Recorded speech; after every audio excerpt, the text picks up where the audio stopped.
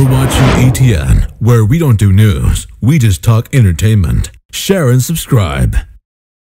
Hey guys, welcome to Entertainment Talk Nation. This is Rob. This video, we're going to do the review for the season finale of Arrow, entitled I Am Oliver Queen. And boy, is that Malcolm Merlyn a clever guy. Clever guy. He is the new Roz. What the hell? Which goes to show you just how desperate Oliver was for this plan to work out. Because I think that was probably one of the dumbest things he could have done, was to make Malcolm Merlyn the leader of the League of Assassins. And boy, is that really going to pave the way for next season. Now, look, we all know that this little happy moment for Oliver Queen is going to be short-lived.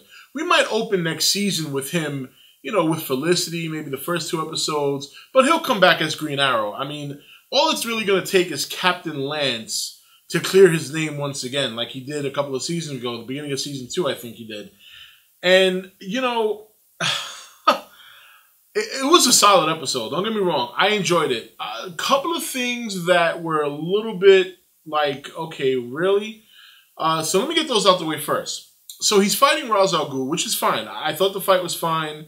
He obviously looked better prepared this time than he did last time. Last time, he was just completely out of sync. Ra's had him dead to rights from the opening punch. This one, they were very, like, it was almost like a dance. They were like move for move. It was a little bit weird the way he just kind of out of nowhere surprised Ra's and stabbed him. I didn't expect Ra's to go for that or fall for that, considering how experienced he is. But nonetheless, it happened. But what got me a little bit was when he got shot, I don't know, maybe it was just me. Maybe I just happened to see something. Maybe I saw it incorrectly, but it looked to me like he was bleeding. It looked to me like when he got shot, blood came out of him.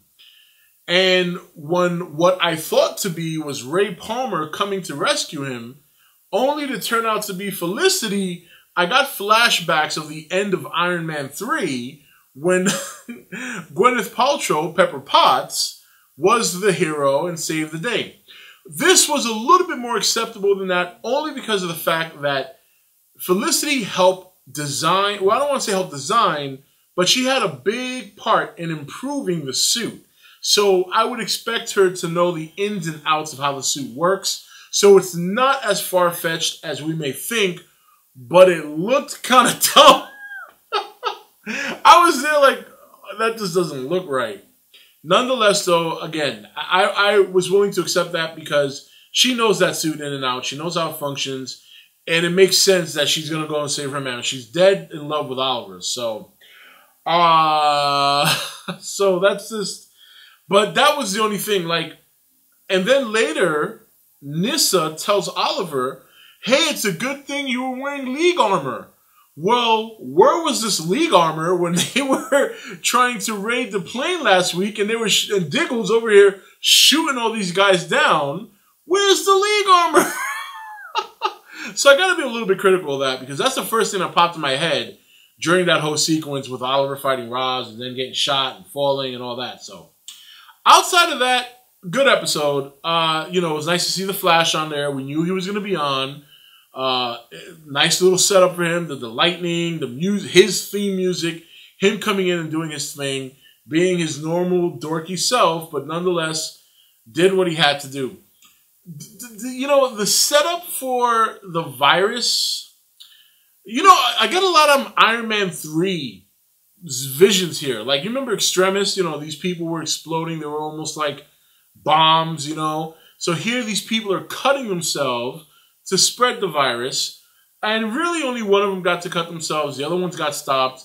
And that's okay. That was fine. You know, I did like the fight between Ra's and Oliver, but the way it ended just seemed weird. Like, first of all, I thought Ra's cut off his hand. And then it was just that he cut off the sword. I got a little shocked there. But that fight was fine. Just the way it ended, like with him out of nowhere, he gets up and he cuts him. He's like, oh, they'll kneel before Ra's. And then he gets the ring. Thea's little cameo as Speedy was very nice. A lot of us were hoping to see that. I'm glad we saw it. I'm actually looking forward to Thea being Speedy because we've seen she's got a very strong persona. She's very assertive, And she's always been like that, even before she received the training. So now that she got the training from her father to go with her persona, I think it just fits. And to me, it just fits.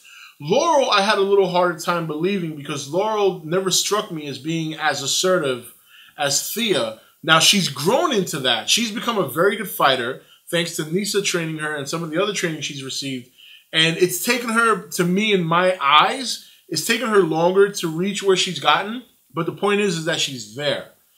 Now, the interesting thing here is we know next year we're going to go into it with the Black Canary, Speedy, obviously, you know, I don't know how much of Ray Palmer we'll see. I know they made it look like he got, you know, we know he's going to be on another show, so we know he's not dead. But, you know, and then now, here's the one that's killing me. Who is Diggle going to become? Is he going to stay John Diggle, or is he going to become a superhero? You know, I can't think of anybody he would be other than Black Lightning. For some reason, I just don't see that. But I don't know. I don't know who he's going to be. It'll be interesting to see if he develops into another DC superhero. And again, you guys know me. I'm not hip to DC as much as I am to Marvel. But yeah, that'll be interesting to see how that works out with Diggle. Obviously, him and Oliver not on the greatest of terms, but at least they left off respectfully. You know what I mean? They have a hump to get over. Hopefully they get over it next year. Because, like I said, you know Oliver's going to be back in Starling City at some point.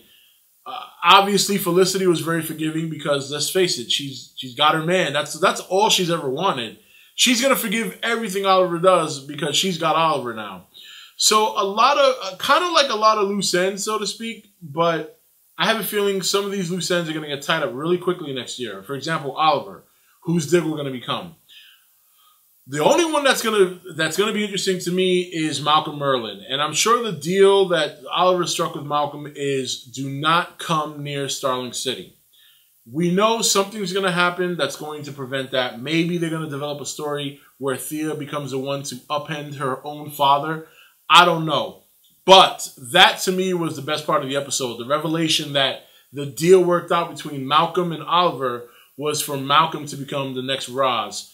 And boy, I mean, they don't call him a magician for nothing. He went from being hated by the League and a target to now being the leader in a matter of, what, 8, 9 episodes, you know?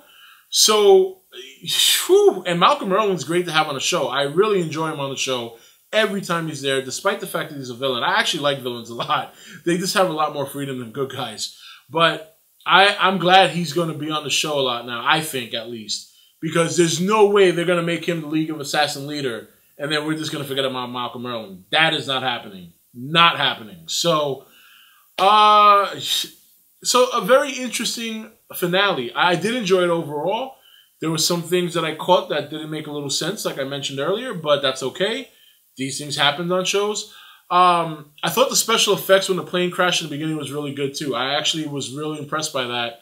I like that. The sequence in that opening was very, very good with the fight scene in the plane and all that stuff. That was fun. That was great. But just, I don't know. I guess when you take into consideration Season 1 and Season 2, the finales were so grand. This one felt a little bit underwhelming. You know what I mean? The showdown with Roz and Oliver was a good fight, but it just didn't have that same effect the first time they met did. And which is weird when you consider the first time they met, you knew for a fact that Oliver was just going to get destroyed. And I guess the one about this one is there was really never a threat. You kind of got the feeling, all right, one way or another, Oliver's going to win.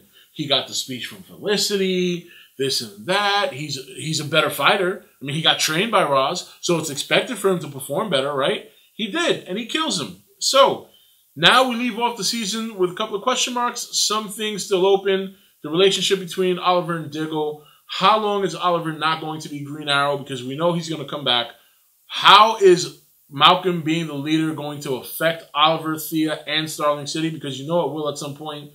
Obviously, Laurel is at what's going to happen with her and her father? They're not exactly on the best of terms still, but they seem to be coming around. So will we see that relationship healed in the beginning of next year, or is it something that's going to have to continue to progress? Time will tell. It was a long season.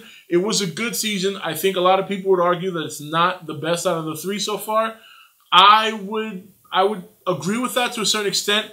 There were some elements about season 3 I did like better than the other ones, and I think that was the struggle for Oliver, to me, in this season was just as heavy in the other 2 seasons. It didn't bring the action. It didn't bring quite some of the twists that it did.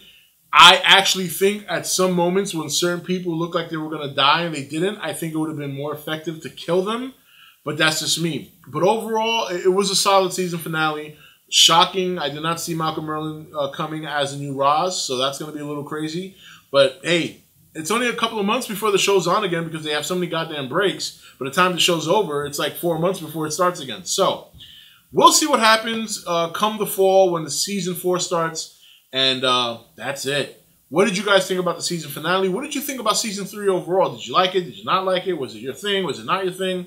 Let me know in the comments below. And this is Rob signing off for E.T.N, where we don't do news, we just talk entertainment. Take it easy. Thank you for watching E.T.N. Don't forget to comment, share, and subscribe. Join the nation's Facebook page to meet other subscribers or visit E.T.N's Facebook page and Twitter page. Links for all are in the description.